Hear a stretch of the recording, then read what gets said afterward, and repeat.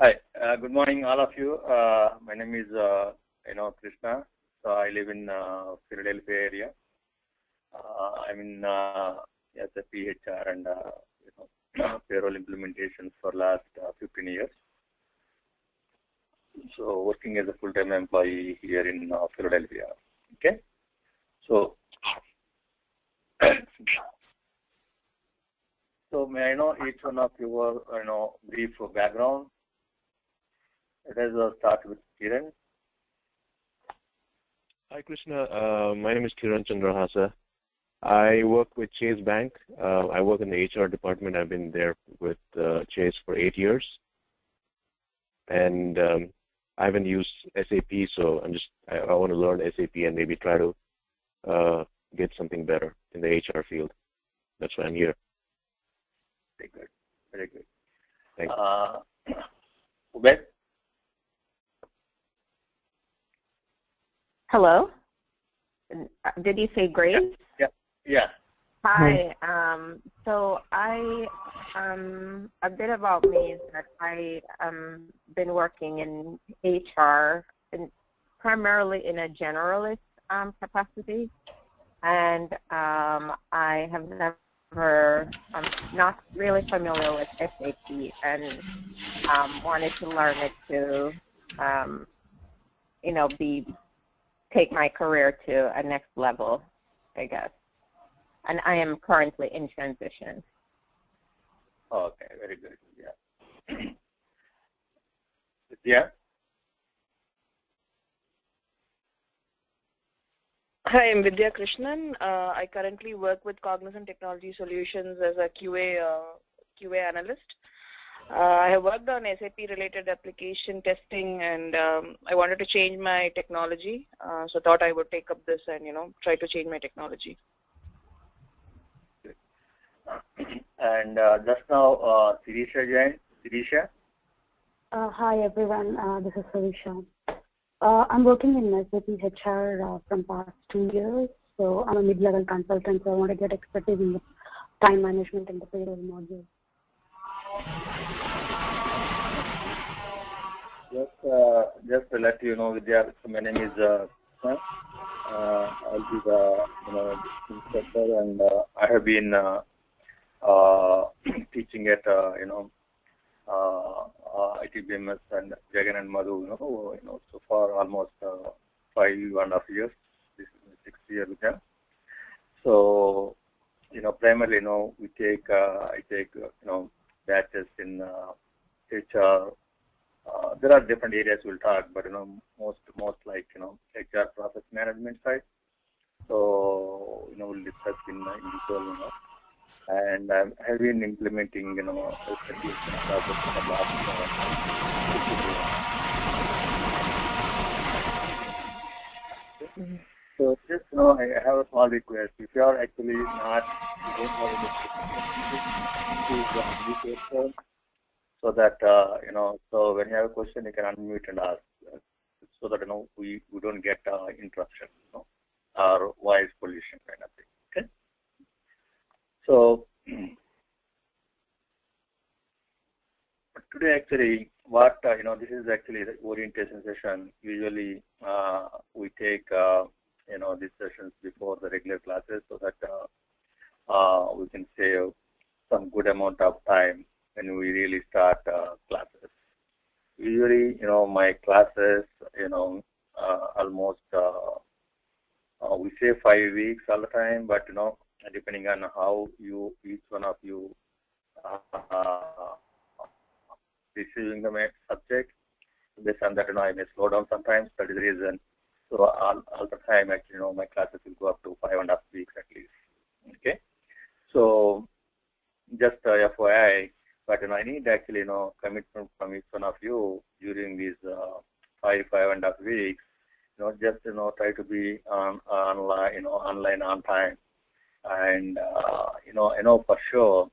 So including me, we all have to sacrifice some kind of weekend time with family, so that we all can reach individual goals. Okay. Since you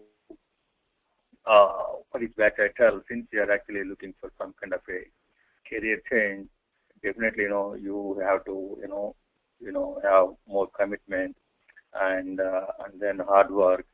So, we'll be done, with 5.5 weeks, 6 weeks, but always, Madhu, very cooperative and organizing extra sessions, pull each one of you together, and then have, 1 hour, 2 hour sessions if any batch needs. That's what actually happening in the past, and we'll do the same thing for you also. Because, most of the time, what, we all understand, we have to understand is,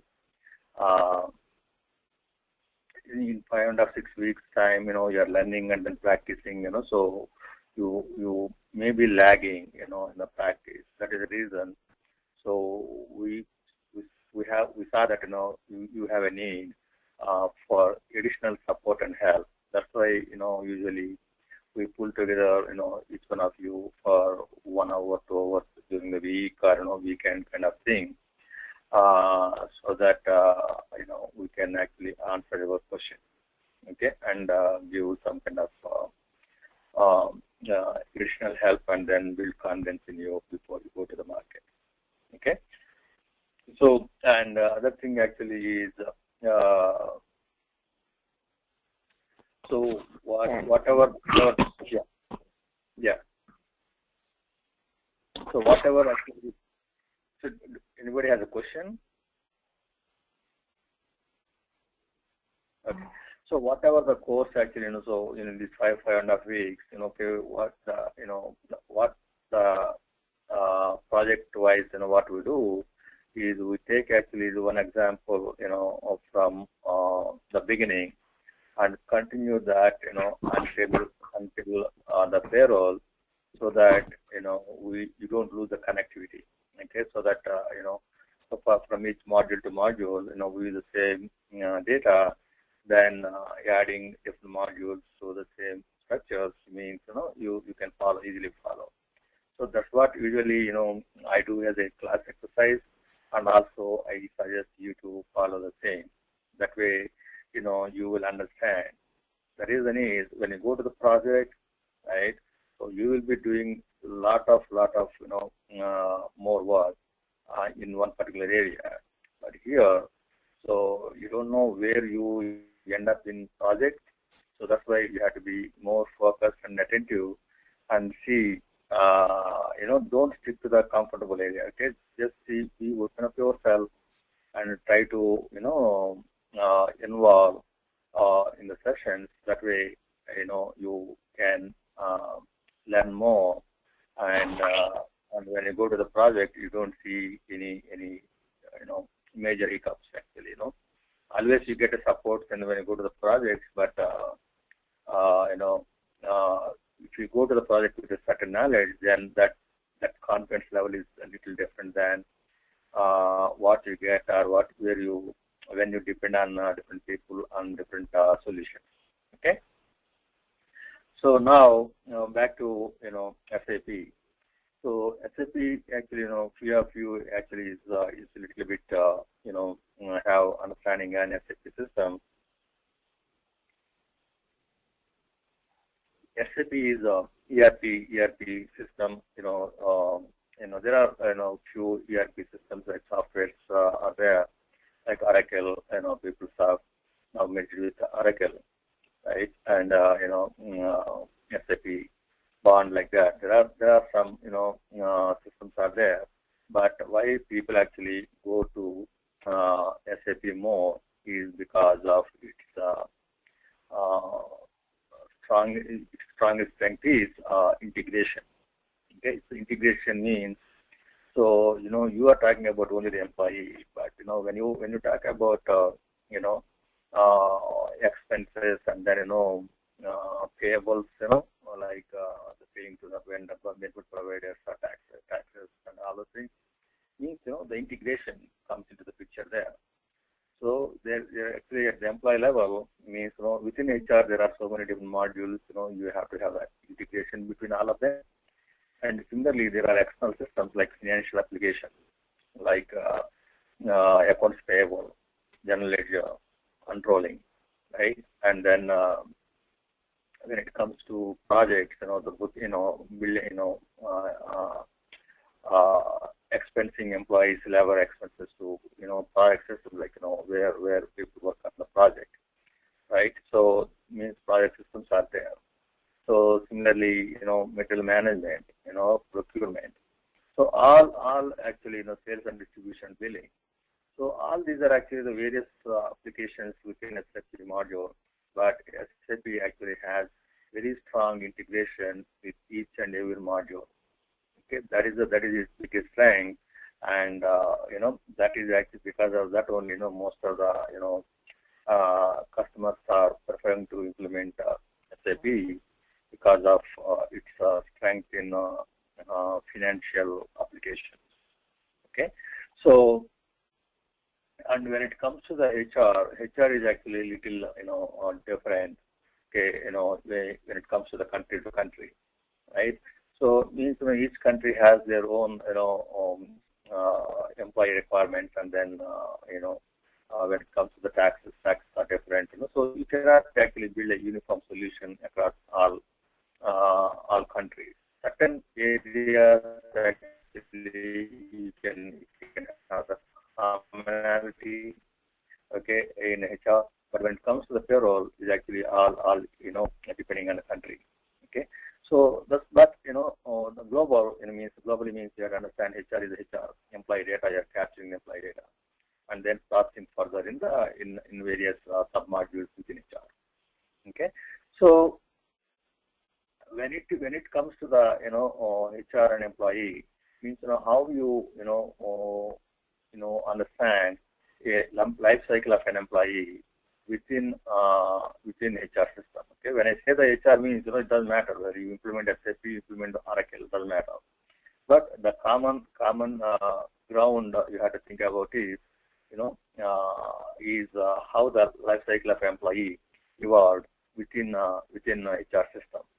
Okay, once you understand that, means whatever we are going to discuss starting next week, for the next 5.5 weeks, you will see that it makes more sense. Okay, so when you talk about employee data and employee life cycle means, okay, so just it starts with any journey for any employee in any company starts with the recruiting process. So recruiting process, in the sense, okay, see that actually you can actually classify that as an application, okay, as an application called talent management. Within the talent management, these are the different sub modules, I would say, okay. So, but high level, the name is actually called as talent management. When you hear the talent management means not just one particular application, one particular module in HR, okay. So, but employee's journey starts with recruiting, okay. When you talk about the recruiting, okay, so first, what is the basis of the recruiting?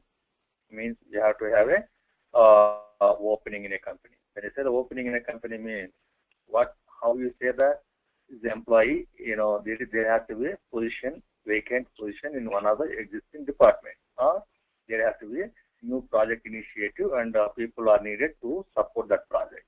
Means there has to be some kind of a requirement, okay, that should trigger the recruiting process. So when you have the requirement means, so the hiring manager, whoever the person, they have to, give some kind of a, job with specific skills and requirements, what he's looking for, he or she looking for. Okay, that is the base for setting up the position. Okay, so when the position is is available in HR module and it is actually ready to be filled in, means that is called vacant position. So any vacant position, usually HR, what they do, they communicate about that vacant position to the recruiter. Okay, so recruiter is a recruiter, hiring manager, all these are the different people or different roles within the recruiting system. Okay, so personal manager, recruiter, hiring manager, all these are the different naming conventions. Okay, so the recruiter actually gets all the position related requirements from the hiring manager and then they prepare some kind of a document so that they can actually post it or publish it. Okay, so once that is ready means there is now the technology is changing. Recruiting is a conceptually the same, but now actually all the process is going through the e-recruiting process.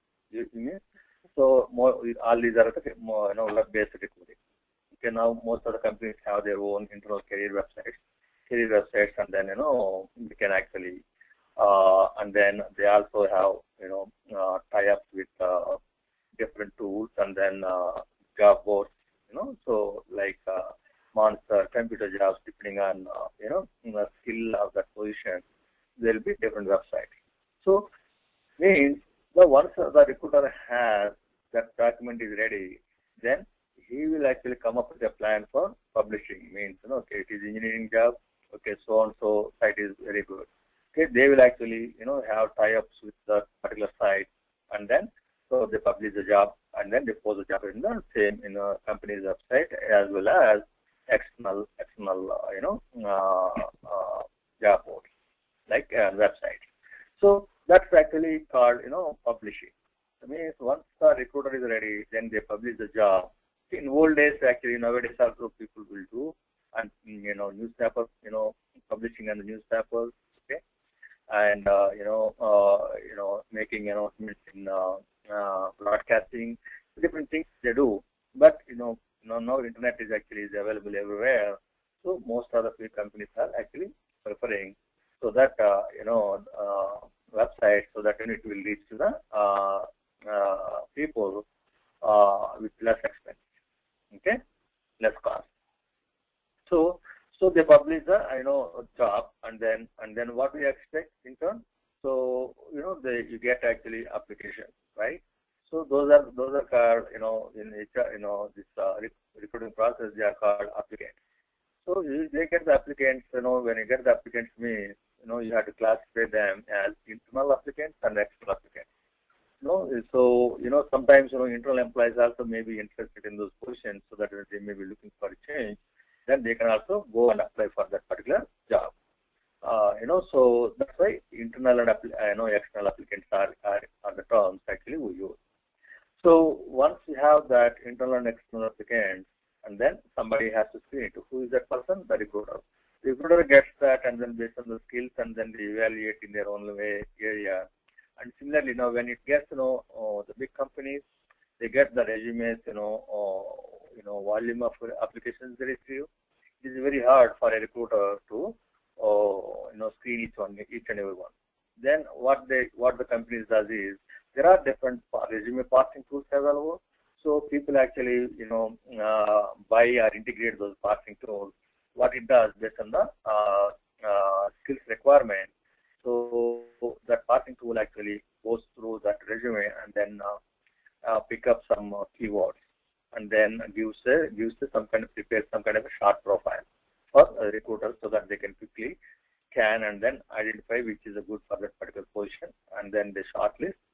And once the shortlist is done, they call each and every selected applicant, and then make sure that communication, everything is good before they move that applicant data to a hiring manager for technical screening. So those are things actually are pretty much common, and the process point of view, and how they will be implemented depending on the software to software. Okay, and once you have that, okay, and in some cases what happens, hiring manager may be interested to hire a recruit. They may be really they'll be in a tough situation, like okay, they may be like more than one applicant, okay, so but they have only one position to fill in. So in that case, what actually has a concept called applicant pool. So if you have more than one applicant actually is has qualified, and then and only you are choosing one person, means the second person actually data you can actually put into the applicant pool. And if you have the near to the requirement for the similar kind of position, then So recruiter doesn't have to go through the whole process. They can actually pull from the applicant pool database and then call that particular, the candidate is still available and willing to take up the job. They can that way they can save the time. So all that is part of the recruiting process.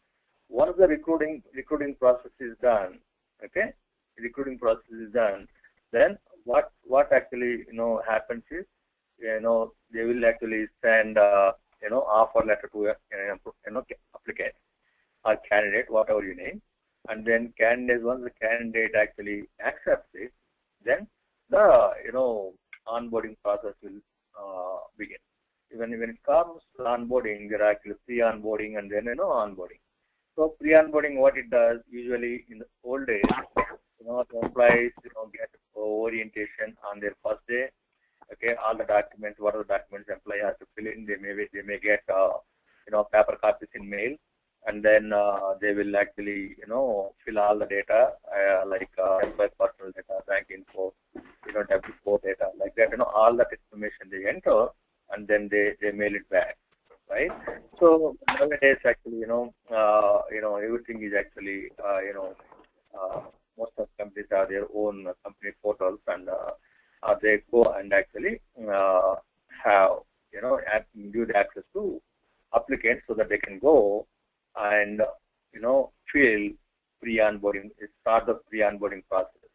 So when the pre-onboarding process, what they do, they put all the company PDF files or Word documents they actually upload and add to that particular process, and then employee has to kind of accept, means electronic signature kind. So they have to go through the tenure document, and then it will take it to the next document. Once this is done. So, and sometimes they have to fill whatever the personal or additional information they have to provide. They have to complete that during that process. So pre-onboarding process, and then depending on companies, so they You doing it for me? No, because you done something there, I didn't do. Me? Okay. So pre-onboarding means it will be some companies will go with employees depending on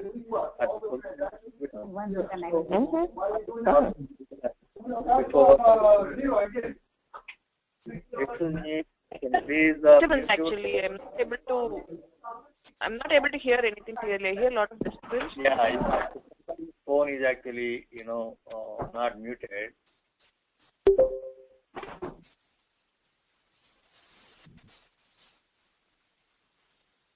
Okay. So okay, so that is actually the part of pre-onboarding, and then onboarding process means, okay, so minimum as applicant, all minimum HR data is actually already captured, so that it will be time to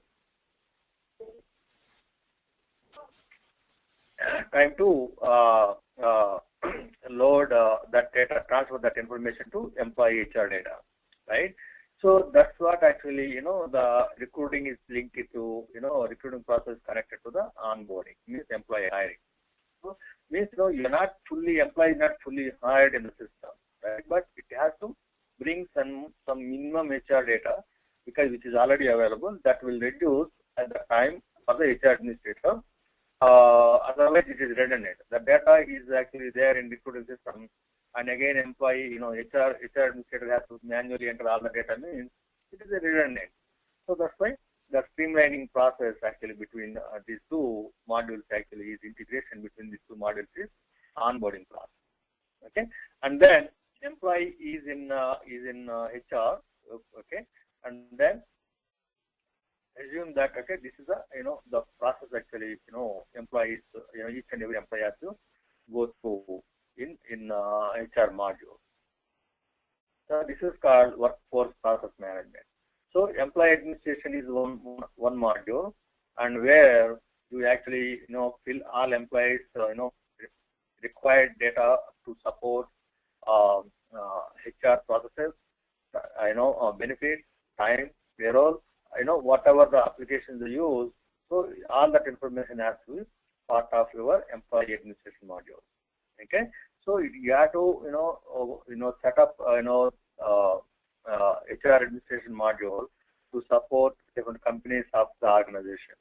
Okay, so means when it comes to the each module, each software they have their own type of setup.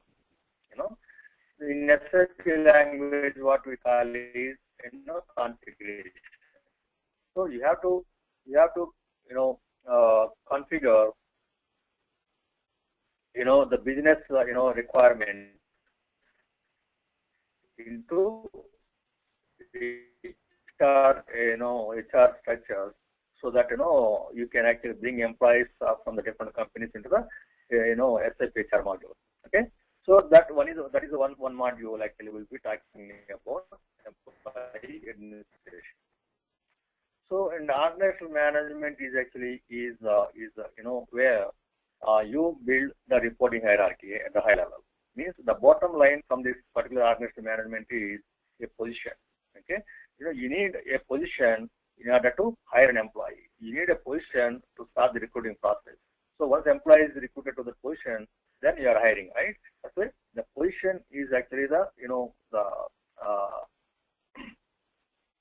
key field you get from organizational management. Okay, so but not just the position. In order to get the position, so you have to know in which department employee is working. So you have to build a department hierarchy, and for each department you have the position, multiple positions, not just one position. But within that particular department, so one may be the manager, means other position may be reporting to the manager. Means you have to build the department hierarchy. You have to create the multiple positions for each department, and then build the reporting hierarchy. So, but each position will be occupied by at least by one employee.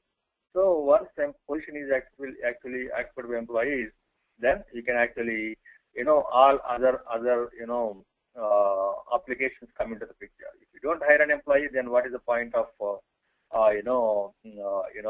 using benefit module, right? Like that. So once you have that, okay, so so which module you will be implemented first? Usually, I would say both, right? Administration and organizational management both will go hand in hand, right? And in companies, depending on how they do the business, okay, so they may be using,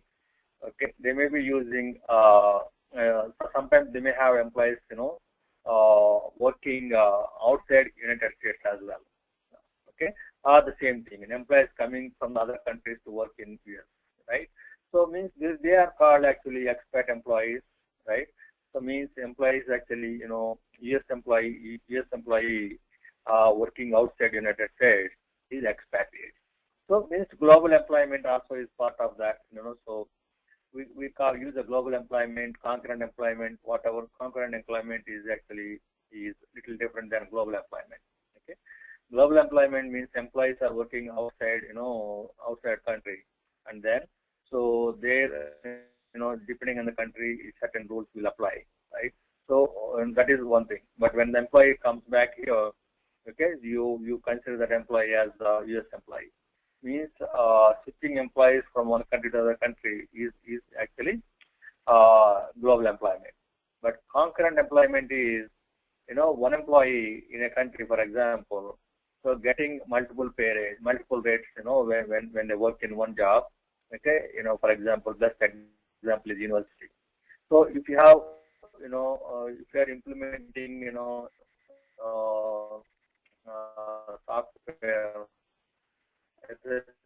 software for university, let us say University of California, for example.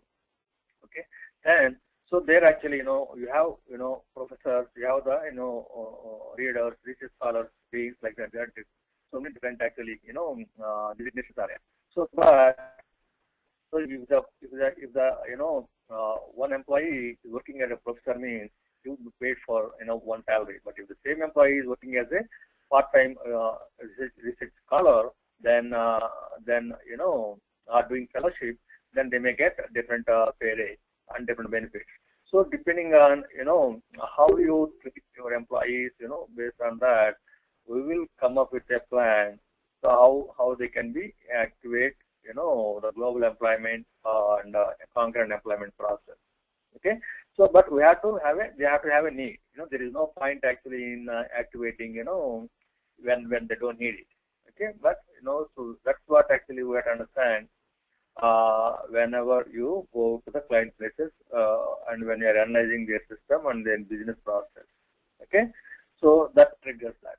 But nowadays, actually, the global employee management also is picking up with, with companies like, Johnson & Johnson. And, for example, I give the example.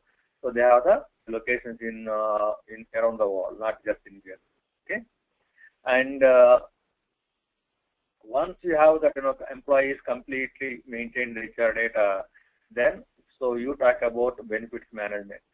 So benefits is actually again,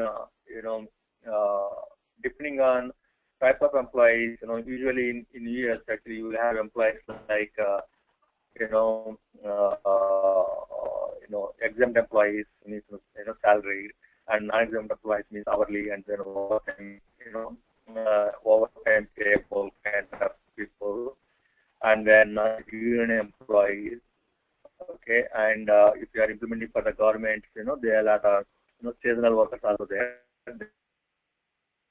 temporary people, and interns. Okay, and if employees are retired, they want to consider retirees as a separate classification, so that they can have the different type of benefit program for the retirees. So means all those comes under kind of benefits program, but so which employees really get the benefits? That is the question here. So depending on the for example, take the salaries employees, contract employees, and independent contractors means you are looking for consulting company, and then you are going to the client place, means you are kind of a contractor or independent contractor, the term we use. So means there are different type of employees. You don't have to go through the payroll process because you are not getting the W-2 from the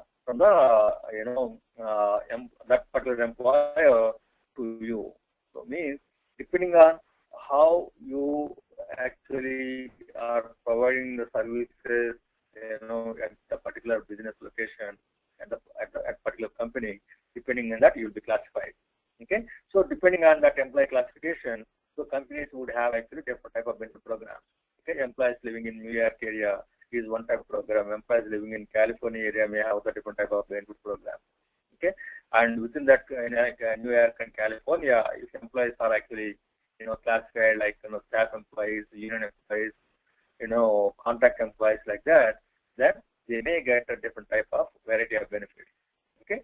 So the benefits actually includes the, setting up different benefit programs for companies, organizations, with health plans, insurance plans, savings plans, and like that there are, different US specific benefit program, benefit plan is also there. Okay. But in this module, we'll be discussing in detail, and then make sure that we'll choose actually multiple programs so that you can pick up concepts in that area. But so once you have the benefits implemented, means as an employee, each employee as part of the employee administration, the HR administrators, so they will actually maintain certain type of benefit programs for an employee, so that employees can go and if they use employee self-service, is self-service we'll talk about a little bit later. But the companies uses most of the time the self-services. Depending on that, employees can go and then enroll themselves into the benefit plan. Okay. So once we have, this is actually kind of the master data we call HR master data, and then it is time to consider to pay those employees, right? So before you make the payments to employees, and each and every employee has to record their own time, means how many hours they work in each day, and then whether they work overtime hours, or not, and whether they work on holiday, okay, and whether they work on weekends, kind of thing. So each and every hour has to be recorded, so that time will go to the payroll module. When you record, when you talk about the time and attendance, module, it is not just the time and attendance, right? So, but assume, okay, you all are actually have exposed to work for different companies. So means when you think little bit inside of the time, means what you get is PTO, means paid time off. So means paid time off is vacation, sick kind of thing, right? So we all actually receive these many hours in a year, okay, and as vacation time, and these many hours are days in as a sick time. So depending on my need, so I can take actually a vacation as a sick. So that time also have to record. So when it is actually coming to time process, means each and every day, depending on how is your schedule, in your HR data, like Monday to Sunday, being Sunday and Saturday and Sunday are off days, that means remaining 5 days are work days for you. Okay, depending on the schedule that is tied to your employee HR data, okay, based on that, each and every day, so you have to record your time. Okay, so once the time is processed in the time process, then it will prepare. Okay, this employee worked actually this period. Okay, for 40 hours is supposed to work this week, and you worked only 32 hours, and then remaining 8 hours as a vacation time. So means payroll will need full details of the time. Okay, so that if there are different approaches we talk about. Okay, so each and every comes to the payroll, and then payroll will evaluate, okay, how many hours employee work in each day, so that payroll can calculate and pay, right? So that is actually the time and attendance is actually is a big area. This is a place where we configure different type of schedules and holiday calendars, and then different type of attendances like regular hours, overtime hours, vacation, sick, like that, military leave, jury duty, all different type of attendances and absences will be set up, okay, in the time application, okay, and also it has its own process to evaluate, each and every employee's recorded time, so that it can prepare some kind of information, okay, or the data, so that payroll can process further, okay. So then comes to the payroll. So what is the requirement for the payroll? The bottom line for the payroll is actually, you pay, employee has to be, first of all, employee has to be active, right? And then you have to understand what are the different pay cycles your organization is using, like weekly, bi-weekly, semi-monthly, monthly. These are the most commonly used four type of pay frequencies in most places. Okay, no one actually, no employee wait quarterly, to take the salary, or yearly wants to take the salary, right? So that's why the most commonly these are the four type of different pay cycles, most companies use. So depending on the pay frequency, each and every employee has to have a record their time, and then so that they will be paid on time. Okay, so. And for the payroll, if a prerequisite is, okay, each employee has to have the HR data, right? And employee has to be active in HR. Like if employee is terminated, then what is the need for payroll to process payroll for that employee, right? So employee has to be active, at least one day during the payroll. So and then employees has to have some kind of address, like permanent address, and then work address has to be maintained, and employee has to have pay record. So what is his salary amount? What is the amount for the paid salary? Or if it is hourly employee, what is his hourly rate, kind of thing. And employee has to have the bank details maintained, and depending on the country, which country you are talking about, so basic tax information has to be maintained. Like in US, for example, employees work and live. Right. So, and also we also pay taxes for IRS. So means there are federal taxes we pay, and there are state taxes we pay, and sometimes we pay the taxes for the local governments also. Right. These are called wage taxes. So means, so live and work is actually the concept here. So depending on where you live means residence tax, and where you work is work tax. Okay, but where you live and where you work doesn't matter. But depending on the residence status, so you also have to pay some federal taxes. Okay, some states like Texas, they don't have any state taxes, but still, so you are resident of Texas, you have to have the residence state maintained. So the tax information is US is different and Canada is different, UK is different. So there will be some country specific info types will be delivered by SAP, so that depending on the country, so HR, as part of HR data, people will be maintaining those info types to capture some country specific data. Okay, so but that is a prerequisite to initiate the payroll process. Okay, so and then legal reporting. Once you have the payroll data, payroll is processed, what is the subsequent activities you are supposed to be performed? Like you have to pay employees, like bank transfer, right? So employees maybe maybe requesting for a check or the direct deposit to his or her bank account directly, right? And then you have to, what are the payroll cost expenses? You have to book those expenses into the financial general ledger. Like you have to book expenses, and then you have to book liabilities. Liabilities means which benefit providers supposed to be paid.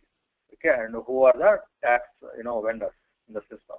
So all those actually information, whatever the information you have collected in the payroll calculation, you have to integrate that information with financial accounting. Okay, and then the legal reporting. Legal reporting is what you do based on the state and then other requirements. So you may have to report monthly wage reporting, right, or quarterly for unemployment reporting, or any kind of government reporting, what you have to do quarterly or monthly, and then annually for example is the W2s, right? So means all those comes under the legal reporting, and also each and every employee has a right to see their pay stub, right? Means so at the pay slip at the end of the period, so each and every employee has to get a pay stub, either printed manually and then delivered to the home address, or use the self services. So then employee can go to the portal, company portal, to see their pay stub online. So, but all these are legal documents, which supposed to be, it's supposed to be produced depending on the which authority, which employee, is requesting for that information. Okay, so this is the high level workforce process management. Okay, this is where we will get actually quick entry into the project, and once we have a strong understanding and the concepts in this area, then other areas with your experience, and then with getting opportunities when you are working on the project, so you will be you will pick up. Okay, so that is about workforce process management.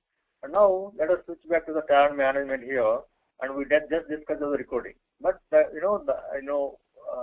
why I disconnected after this and move to workforce process management means all other things actually will come into the picture only once employee is hired into the HR system. Okay, so because if the employee is not hired, then what is the career plan you do? What career plan you can give that employee, right? So what is the succession management means? How can you identify a talented employee, and then so that you can plan for the future company needs, right? So similarly, LSO, learning solutions, means so if a particular job actually need some kind of certifications or internal training programs, means there are actually learning solutions can be implemented. Okay, so that employees can actually some trainings may be monthly, some trainings may be quarterly and yearly once kind of training. Okay, and then sometimes there may be CBT, means computer-based training programs also they can organize. So sometimes usually depending on how intensive is the training program, there will be some, training, learning solution can be integrated with external training programs, training systems also.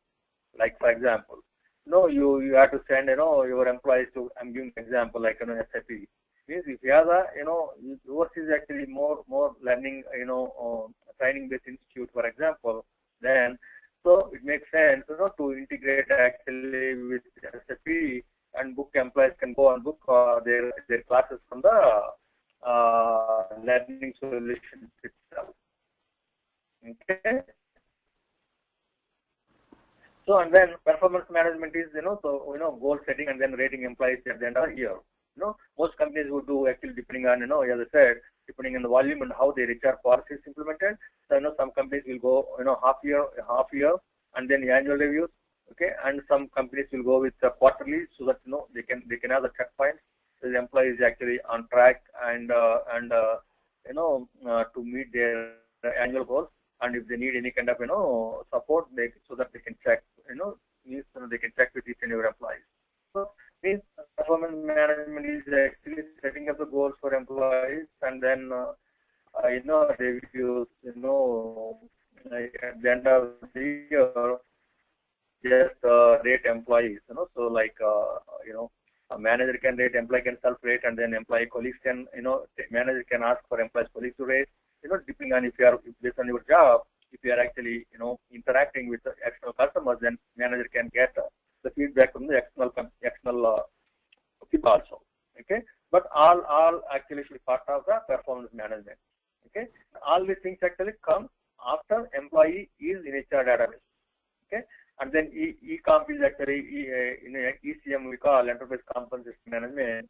And here, this is what actually you have to think about how strong is your retaining policy. Means based on performance rating of each and every employee, you can actually rate you can award employees like bonuses, annual bonuses. You can say if the employee's rating is 3%, company policy may have 5,000 is a bonus. Okay. If the employee is 4%, company may say $8,000 or $7,000 bonus, depending on the rating, performance rating, and the different type of employees, like employees, managers, okay, directors, senior directors, vice president, like that. They can actually 3% means for this particular type of employee is much we pay as a minimum, okay, and 4% means this is a minimum and maximum kind of thing.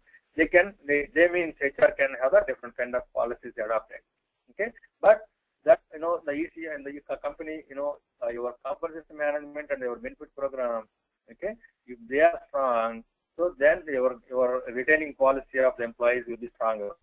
Okay, if the company is actually is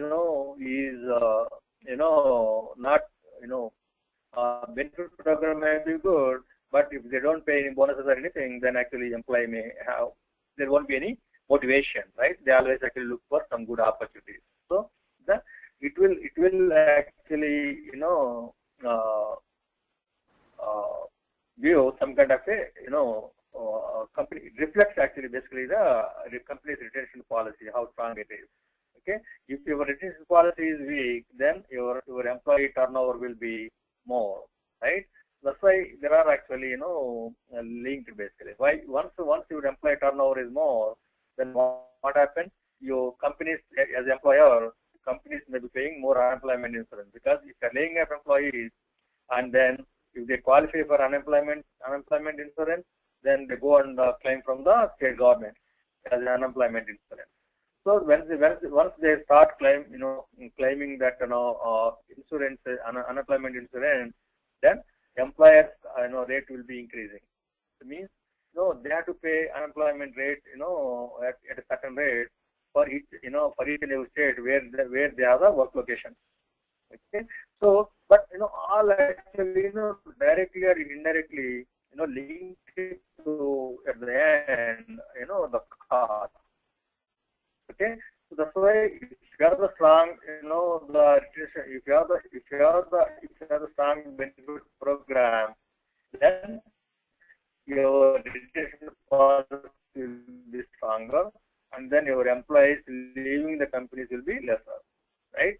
So I think all these things actually is the HR documents. If you are really purely HR, I'm not HR person. My background is engineering. Okay, but if you are HR person, and then you must have been read so many different case studies during your education, right? So think about and then integrate all that information. Okay, and then the end user service delivery is the next one. Is actually it talks about mainly most of the companies uses is actually manager self-service. Okay, and manager self-service means that is that implies only for right means who has a direct reporting people. So they are called managers. Okay, and then employee self-service means each and every employee can go to the portals. Okay, so that they can maintain. For example, you are moving, you are changing address. So you don't have to contact your HR administrator. You can directly go to your employee self-service portal, and then you can make the address change. Similarly, you have the bank change. So means you can go and make the bank change effective so and so date. So this is from my next pay onward, my amount should go to this bank account. So you can actually use that future date, and then you can maintain the bank details. Similarly, W4. So when you are actually join the company, you are single now married, right? So now you have to add your spouse, right, to your W4. Means you can actually go and then you can maintain from the portal. Okay, and you can record your time from the portal. Okay, and similarly you can see your leave balances in the portal. Okay, and you can actually view your pay stub from the portal. Similarly, nowadays actually people are using electronic W2s. At the end of the year, okay, if you sign up for employee consent form with your employer, and if they are actually giving electronic W2s, means you can go to the portal and then you can print your W2 before January 31st instead of employer mailing the W2s to your home address. Okay, so all those things are part of that, and employee interaction center is kind of collaboration basically, right? So if you are the employees at the different locations, and then so you can actually upload employee pictures with your employees HR data, and then if you implement the employee interaction center, so so anybody can actually set your profile, profile in the sense within HR data whatever the information you have, and then they can actually open your information, and then when I said information is not about your personal data. Just what is your name, where is your you. Okay, so otherwise if you are not seeing me, right? So same thing like that. You cannot actually visualize the person. So if you know the personal space means you get some kind of a connection, and then understand. Is also picking up, but not much. But it's actually all these are actually not the immediate need. So the people will implement the first and second phases. Usually they go with what is the immediate need, and then other things actually good to have, right? So those are the things actually they can defer, and then when they have the budget for that, they can go and roll out certain things. Okay, and then workforce process workforce planning and analytics is actually again whether it is internal or external. You want to record in HR system. So not some of them actually is actually reporting based. Some of them actually you can get actually strategically you can plan employees so where they work and how they work, and then in which project they work, like that they can plan, and then also they can evaluate cost planning. So when they get the cost planning, again I said most of these workforce planning and analytics means business warehouse. Okay, so that they can gather some kind of good analytical and dashboard reports.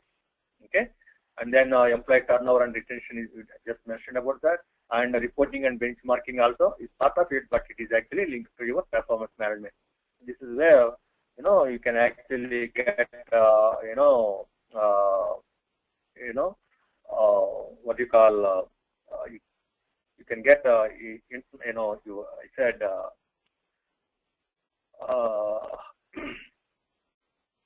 evaluation, performance evaluation, internal, with self-evaluation, and then manager evaluate you, and similarly, external people. All that, and then benchmarking means what are the positions, and each and every position of your company will be benchmarked. Means what is your company paying, and then for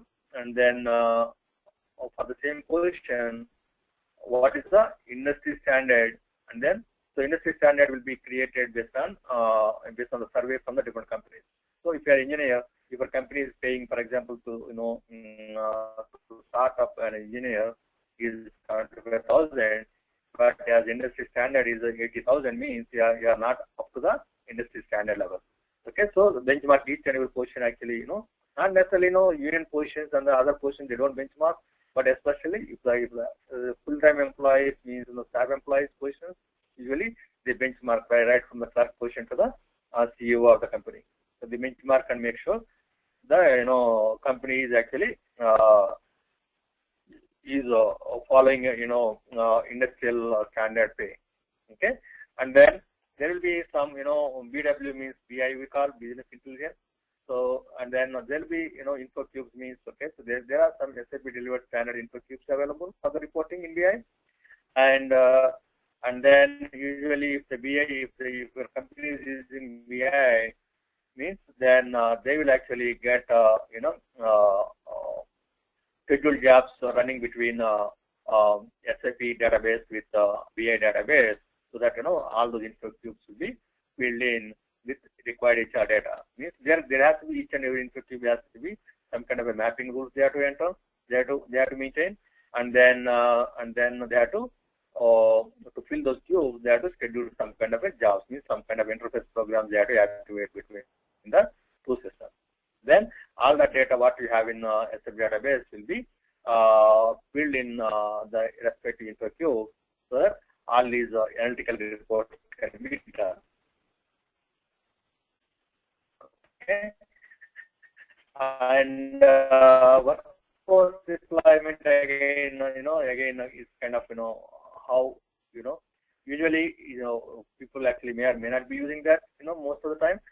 But in the project, okay, so if people are working on a project, so employees will be assigned to the project, and whenever they record the time, they may be used in the different project reports, so that that particular project will hit that expense. Okay, so that way, which is how many resource time is used for how many hours and what is the cost, they can get the analysis from the financial application or the billing application. Okay, so and lastly is call center staffing. Usually, if you are actually using companies like for example Accenture or Cognizant or so most of the people have call centers at the different places, right, different countries. So means if SAP is using that the call center is one application is there. So that it's kind of again employee interaction center is similar to that. Means it will have some kind of a you can actually plan which resource actually is working today, in so what call center, which area and all those things. Okay, you can deploy people, to take up the call center or services to provide. Okay, so these are actually the areas. Okay, our area mainly. Okay, so usually the workforce process management and the end user service delivery. Okay, like employee service, manager service will go hand in hand. As most of the time as a phase 1 or phase 2 implementation. Okay, depending on how big the implementation is, and the talent management will go.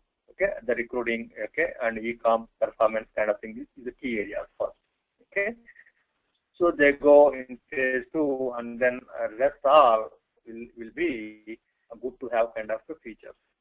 Okay, so this is actually the high level. Okay, so what actually I want to show one thing.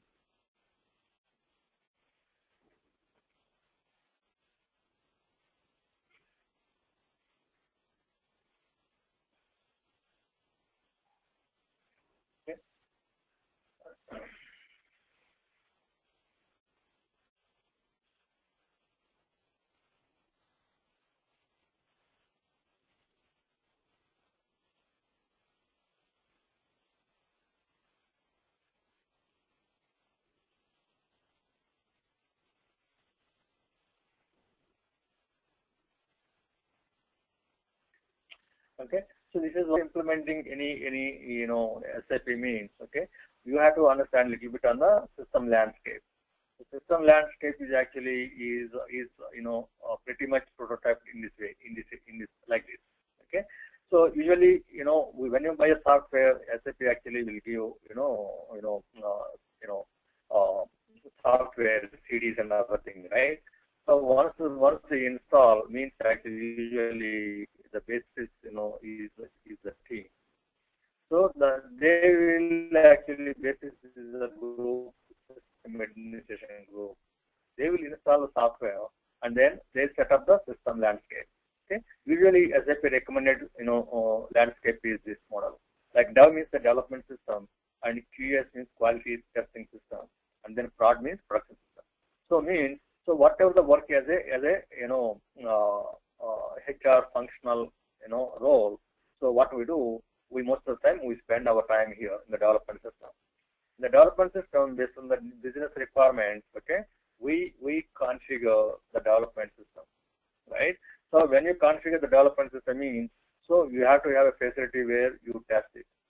Sometimes actually, you may need, usually people actually don't use a prototype system, but within the development actually they partition the database into the different clients.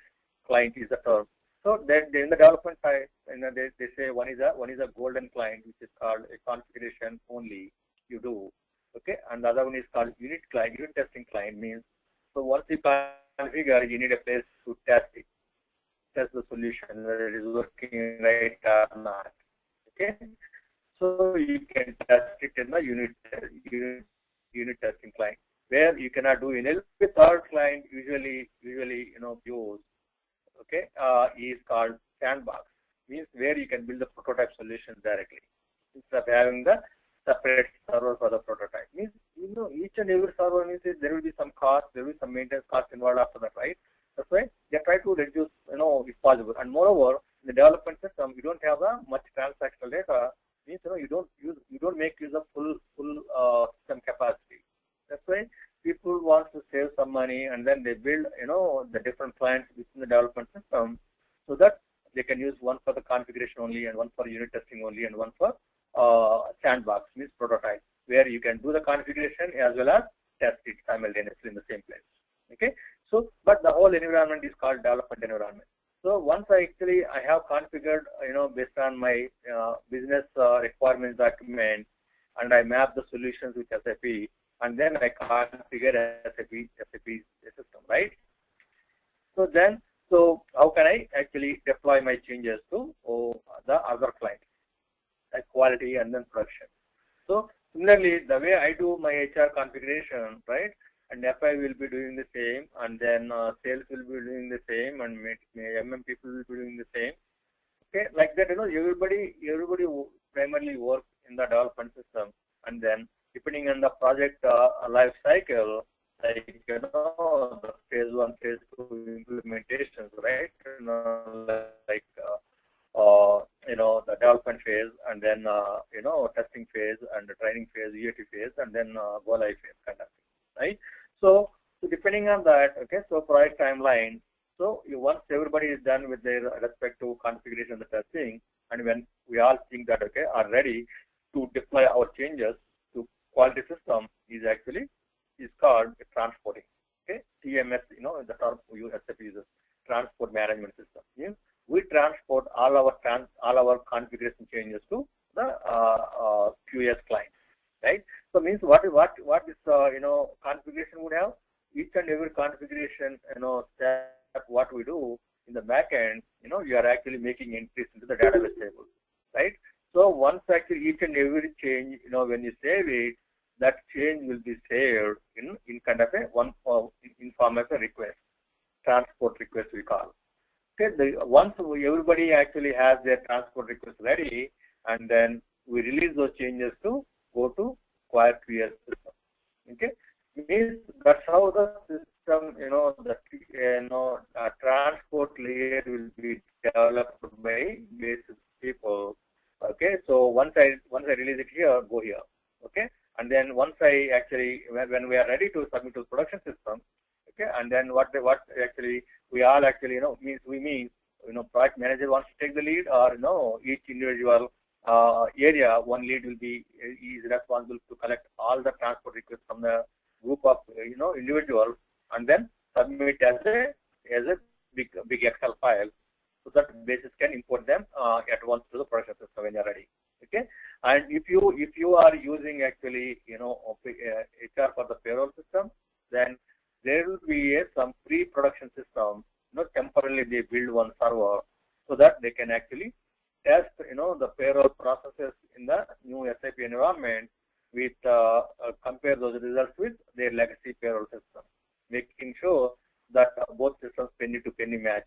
Okay, sometimes we go with one round of testing, parallel testing. Sometimes we go with 2 rounds of parallel testing, but it is a must to be performed before you go to the production system. So if you don't do that, what happens? So if you get actually issues, means it will be very hard, because employees are actually employees pay means it is a legal thing, right? If employees are not happy with payroll calculations, they can always go and complain with the Department of Labor, right?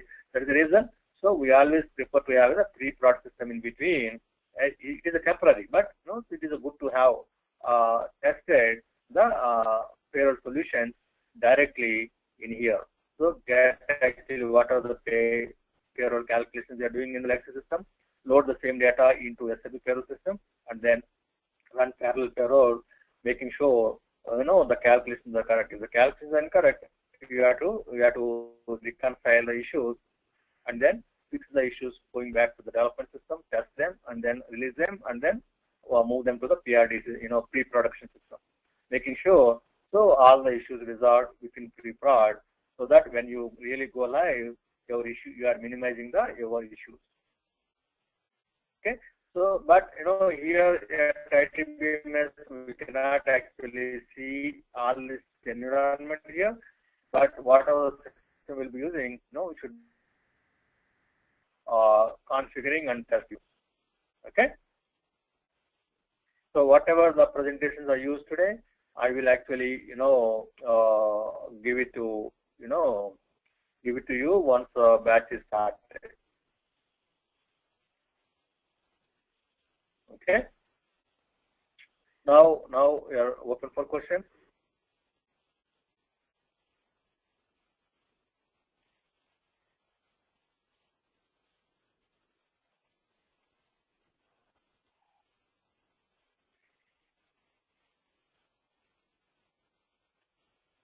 No, you can unmute and ask questions. Raj, I think can you Raj, you are online.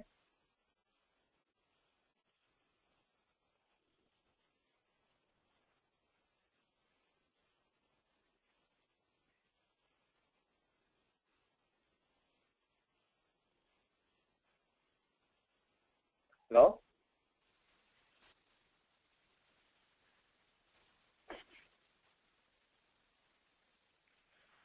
You all can unmute and then ask questions.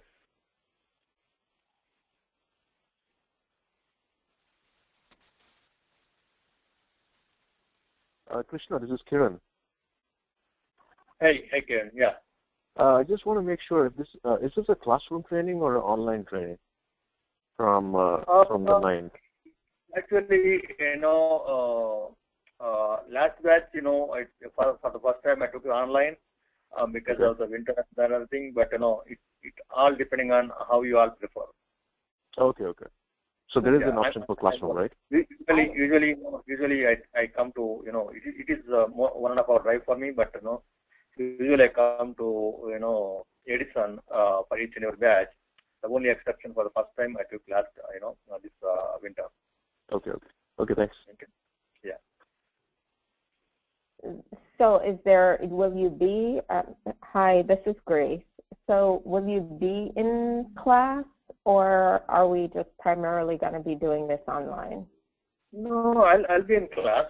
If any of the day, so we have, usually I keep my batches also, shorter, so that I can have more attention. Okay. And if most of you are actually not coming to the class any particular day, then if I know day before,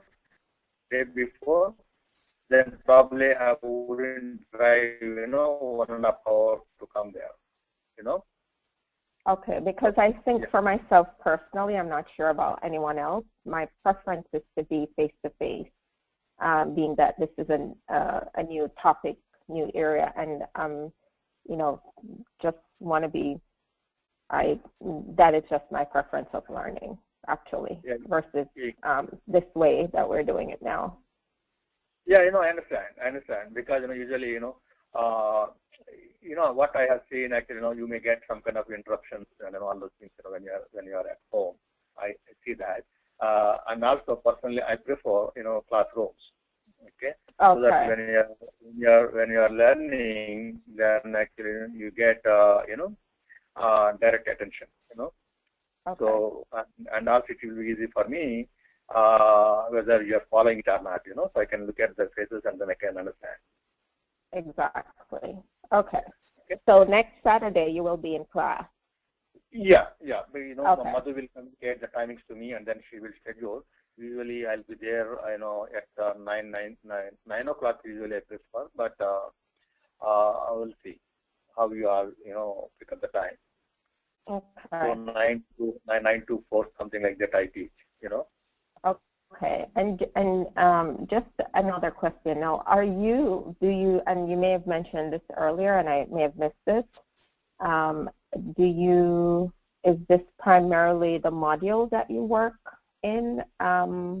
Your full-time employment is in the HCM module? No, actually, I led the implementation and worked as a solution architect. So in different roles. I have primarily implemented the modules, OM, PA, benefits, time, payroll, travel expenses, okay, and ESSMSs. These are the areas I have worked on, okay, and still supporting, okay. Okay. Yeah. So, other areas, worked with other team members, not primarily as a lead kind of thing, but, there'll be different people in the project, right? So, if they have any issues or questions, I always actually, help them. But, may not have hands-on kind of thing. But, no, the in and out process, because as a user and as a, configurator for 15 years, know some areas. Okay. And based on the schedule that you gave us, is it? As I said, you may have mentioned it and I missed it. You will be able to cover that full schedule, that full. Whatever. Everything. Yeah, whatever this area. Okay. And so is it like will you just give us examples to work on, or will we work on like a project, or how do you, how does it work? Usually go with like a small project kind of thing, okay, but, whatever the example I took, I'll continue the same thing till the end. Okay. Okay, so if it is it is kind of a scope for learning, right? So, but go to the projects, so what I actually see is if you are doing some kind of a small structure means that you may be doing the multiple times when you go to the project. Okay. Mm-hmm. So, but if you take the small example and then if you understand completely the whole process, that is most important. That is most important. Okay. Rather than confusing, so taking out a big structure and then confusing yourself and then not achieving anything is not good. Okay. Okay. Gotcha. But what are the materials we use? SAP has some kind of exercises at the end. but I don't prefer those exercises because when you go and attend those classroom trainings, okay, with SAP, that maybe makes more sense, but not like our thing, So if you look at those each and every course, in SAP, how many days it is, each course actually need 5 full days, So, but we have to achieve that it is a complex course structure. Okay, and that is the reason usually I use presentations as well as start SAP course materials mix up so that we can deliver the message what actually each and every module is. Okay.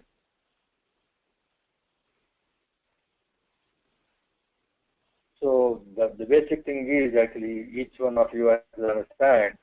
You have to have a very strong understanding and foundation on employee administration and organizational management.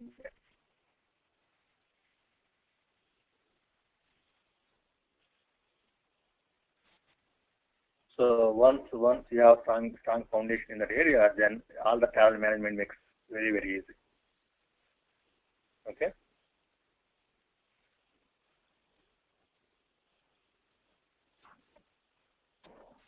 Any questions? Madhu? Well, this is great, and I have to run now, so I will. Yeah, just in touch with Madhu, okay, and she will coordinate with me, time and everything. Okay. Okay. As I said, Sounds good. I prefer time 9 to 4 because I have to drive 1.5 hours there and 1.5 hours back. So, okay. Okay, sounds good. So that at least we can have 6 hours a day full classroom. Mm-hmm. Okay. Okay. All right. Thank you. So you're welcome, Mama. So back again. Madhu, are you there?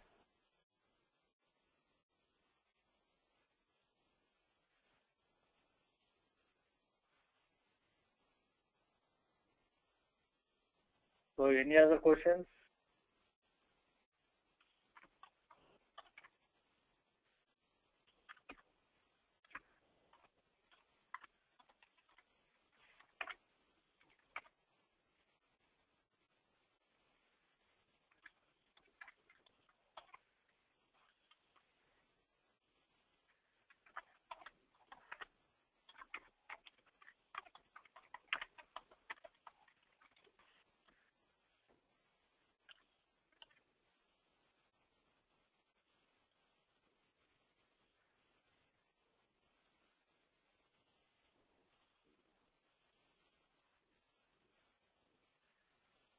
Okay, so yeah, if you don't have any questions, okay, please be in touch with Madhu. Thanks for all attending. For usually we used to have this for 1 hour, but so thanks for staying for more than an hour. Hope you all understand actually what we are planning to do. Once you take up the class, okay. All right, thank you. Yeah. Thank you all. Bye-bye. Have a good day and good weekend. You too, bye-bye.